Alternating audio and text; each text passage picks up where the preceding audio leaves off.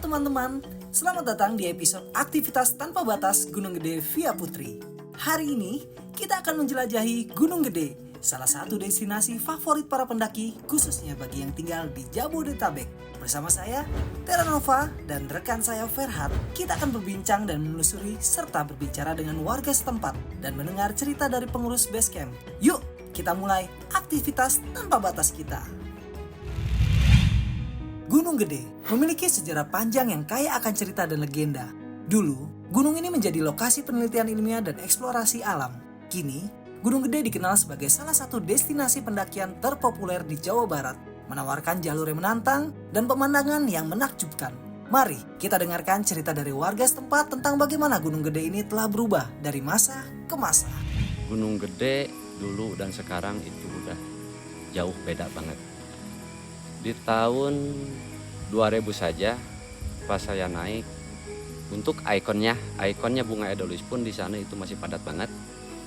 Karena dulu di tahun 90-an itu yang naik cuma orang-orang bule, dan itu pun orang-orang Jerman ataupun orang turis luar. Nggak ada yang berkemah di Gunung Gede. Dia via Putri turun Cibodas, via Putri turun Salabintana. Kalau dulu sih orang sekitar di kampung saya itu tidak berkecimpung di wisata.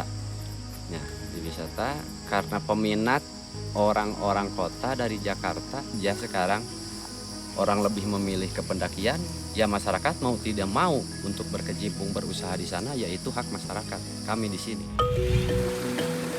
Persiapan dalam pendakian itu sangat penting karena segala sesuatu yang siap itu bisa membuat kita lebih aman saat pendakian. Selain itu, kita juga harus mencari informasi tentang bagaimana cuaca di gunung ini dan bagaimana jalur di gunung ini, sehingga memastikan kita dan tim kita melakukan perjalanan ini dengan aman dan menyenangkan. Satu, fit, kondisi. Kedua, barang bawaan, apa ada yang dibawa. Yang kedua, pakaian, itu termasuk juga.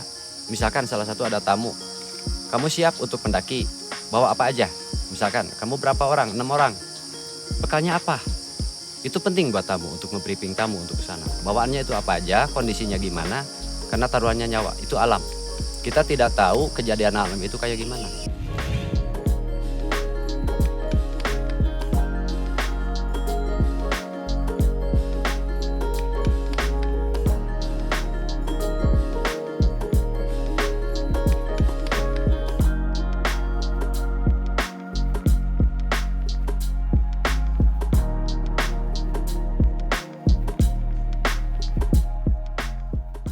Pendakian itu bukan hanya soal tentang keindahan alamnya saja, tetapi ini soal tantangan dan medan yang berat. Dan tentu saja, itu semua akan ringan jika kita bekerja sama dengan tim. Oleh sebab itu, kerja sama tim sangat dibutuhkan dalam pendakian.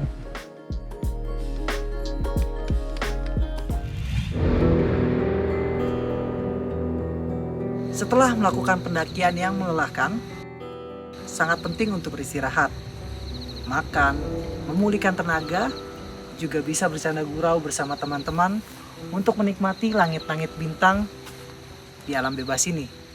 Itu menambahkan suasana kita untuk menikmati momen bersama teman saat melakukan pendakian.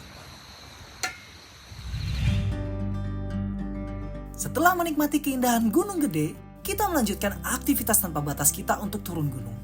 Kita tiba sore hari di kaki gunung tempat warga tinggal. Dengan aktivitas sore hari ini, kampung ini terlihat telah berkembang pesat dengan adanya base camp pendakian dan para pendakinya.